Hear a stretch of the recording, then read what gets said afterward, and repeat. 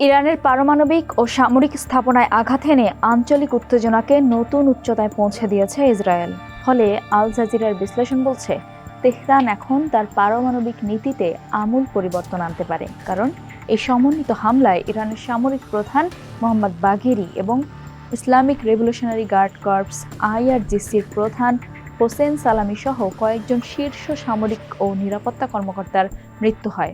International crisis group ICG এর Iran বিষয়ক বিশেষজ্ঞ আলী বায়েজ বলেন, পারমাণবিক স্থাপনাগুলোতে হামলায় বেশ উদ্বেগ ছড়িয়েছে।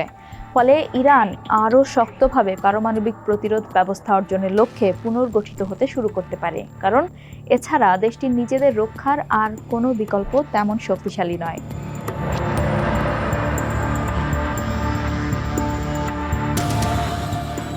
পারমাণবিক কর্মসূচি নিয়ে যুক্তরাষ্ট্রের সঙ্গে সমঝোতা হওয়া উচিত কিনা তা নিয়ে ইরানে সংস্কারপন্থী ও কট্টরপন্থীদের মধ্যে বিতর্ক দীর্ঘদিনের। বিশ্লেষক রেজা এইচ আকবরী বলেন, এই হামলা সম্ভবত কট্টরপন্থীদের অবস্থানকে শক্ত করেছে, যারা বরাবরই বলেছে পশ্চিমাদের সঙ্গে সমঝোতার চেষ্টা নিরর্থক।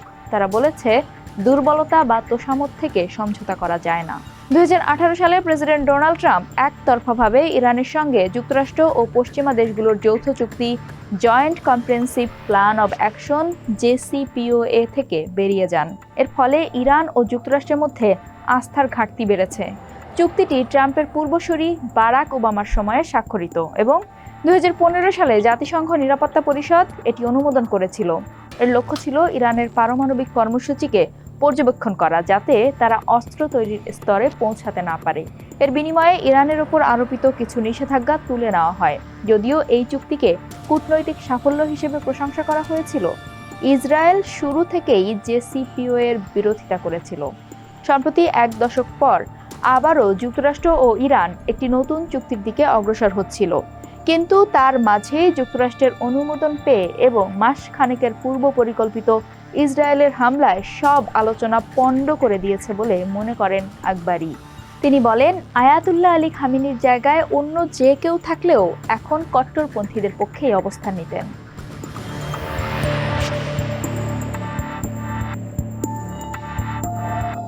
ইসরায়েলের হামলার জবাবে ইরান ড্রোন ও ব্যালিস্টিক ক্ষেপণাস্ত্র ছুড়েছে, যার বেশ কিছু প্রতিরক্ষা ব্যবস্থা ভেদ করে লক্ষ্যবস্তুতে আঘাত হেনেছে।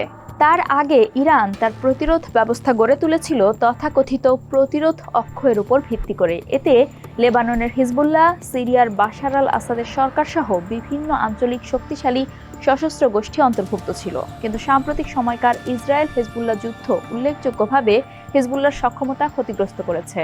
আর 2024 সালের ডিসেম্বরে আসাদের পতনের ফলে ইরান সিরিয়ার মাধ্যমে হিজবুল্লাহকে অস্ত্র সরবরাহ করার ক্ষমতাও হারিয়ে ফেলেছে। রয়্যাল ইউনাইটেড সার্ভিসেস ইনস্টিটিউট রুসিয়ার মাইকেল স্টিফেন্স বলেন, ট্রাম্প এখন ইরানের দুর্বলতা কাজে লাগিয়ে এটিকে এমন একটি চুক্তি স্বাক্ষর করতে বাধ্য করতে চাচ্ছেন, যার ফলে ইরানকে তার পারমাণবিক কর্মসূচি ছেড়ে দিতে হবে। 13 জুন ট্রুথ সোশ্যালে ট্রাম্প বলেন, ইরানকে চুক্তি করতে হবে, না হলে দেশটির কিছুই অবশিষ্ট থাকবে না এবং পরবর্তী ইসরায়েলি হামলা আরও নিষ্ঠুর হবে। আর সেই রাতেই ইসরায়েল আরও এক দফা বিমান হামলা চালায়। স্টিফেন্স বলেন, ইরানের হাতে সত্যিকার অর্থে ভালো কোনো বিকল্প নেই। হয় খামেনি আলোচনায় ছাড় দেবেন, নয়তো আরও হামলা এবং লক্ষ্যভিত্তিক হত্যাকাণ্ড হবে।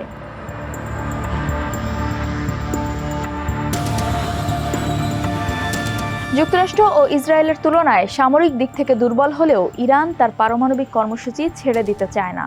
সেন্টার ফর ইন্টারন্যাশনাল পলিসি CIPর বিশেষজ্ঞ নিগার মার্তাজাভি বলেন, দীর্ঘদিন ধরে লিবিয়ার মুয়াম্মার গাদ্দাফির পরিণতির দিকে নজর রাখছে ইরান, যিনি 2003 সালে নিষেধাজ্ঞা তোলার বিনিময়ে পারমাণবিক কর্মসূচি ত্যাগ করেছিলেন। কিন্তু গাদ্দাফির পরিণতি হয় করুণ।